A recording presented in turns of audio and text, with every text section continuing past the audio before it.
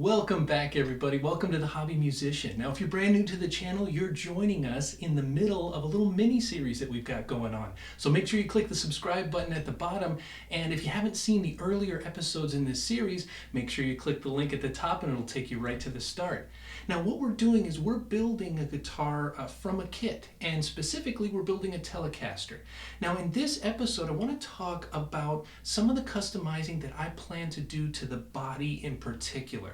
Now, it has everything to do with a belly cut.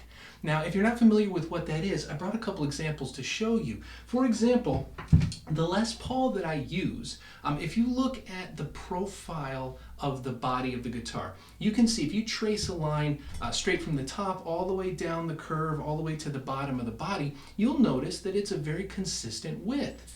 And the part that touches your body has this nice kind of rounded curve and everything like that. However, this kind of consistent profile doesn't, when you're playing for long periods of time, this kind of starts to pinch in on your belly.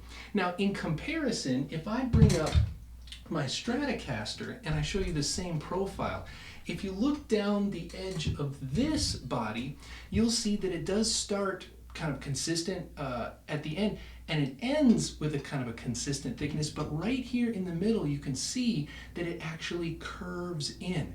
And that's what we mean when we talk about a belly cut. That is a specific and intentional rounding of the top of the body because it's ergonomic. It's where it's going to sit against you as you play. Now, just looking kind of more at the back of this, you can see some of the dimensions of this. Now, every guitar that you look at, the specs are going to be different, but if a guitar has kind of an intentional belly cut like this, you'll have some kind of curves, and you'll notice you can trace the curve. You can see that it kind of starts up here, curves down into the body, and then comes back out kind of close to the end here. And then also you can see the depth.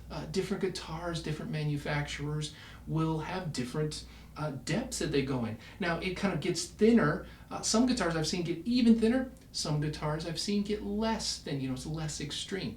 So what I want to do is I prefer instruments that have this. I do a lot of playing, and sometimes I play for long periods of time, and it's just a basic comfort thing. So when I ordered this kit, when I was looking at the specs, I noticed that the body as it comes doesn't have any of those kind of cuts, so I want to put one in.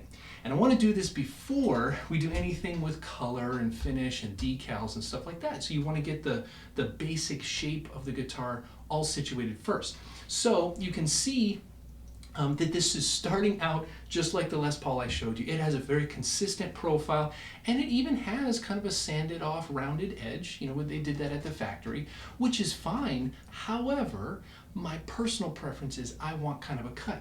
And as you can start to see, I've already sketched onto here with a pencil the depth and the relative dimensions that I'm looking at, and I use this Stratocaster as a guide. I noticed that if you look at where these two kind of curves are accentuated, almost at the top of this curve and almost at the top of this curve is where, if you look at the line, that's kind of where I'm using my start and my end point for this cut. Now, also on the back, you can see that I'm going down. I've kind of just sketched on here. I'm only going down about an inch, inch and a quarter, but I'm using the rough dimensions of what's on that Stratocaster because that's a very comfortable guitar to play, so I want to reproduce that with this one that I'm building. Now, the last thing before we start doing the work, I don't have any of the luthier chisels and mallets and stuff, and if you see some other channels where people are like building guitars from scratch, there are lots of different types of hand tools that can accomplish this.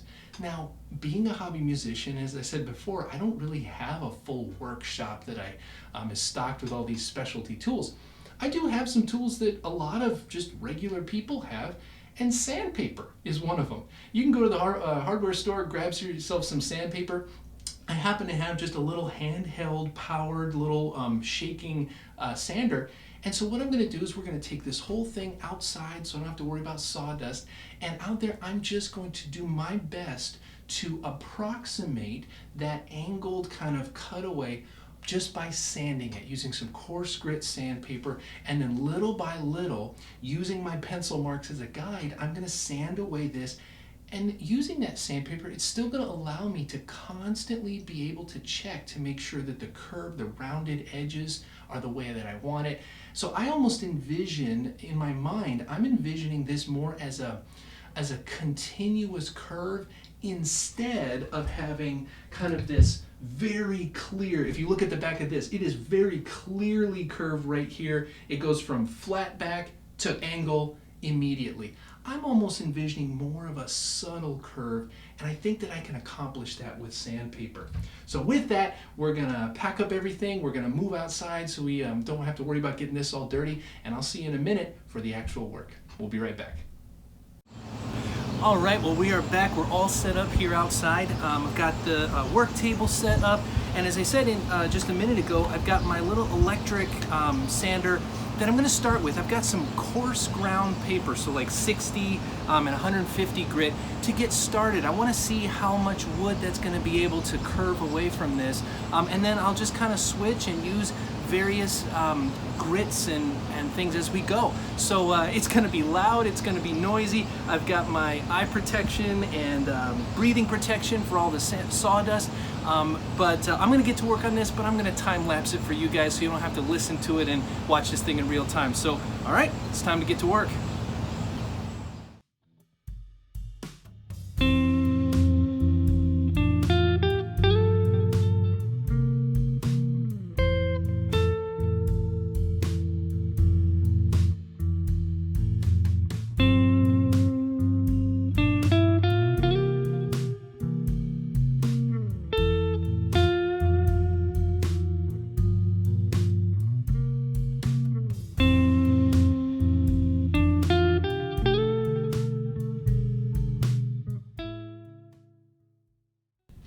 All right, everybody, we are done. We got the belly cut sanded in there, and as you can see here, we really were able to achieve what we were talking about at the top of the video.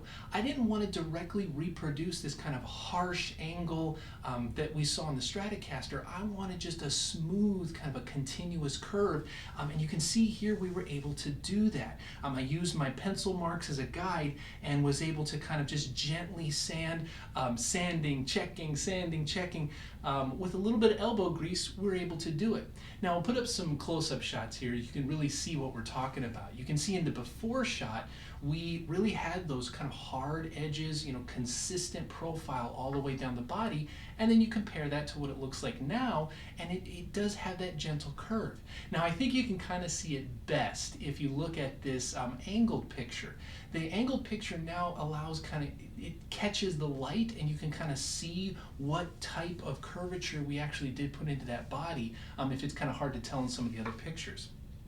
So with that in mind, we now have a body that is ready to move on to the next step. And the next step is going to be getting it prepped and painted.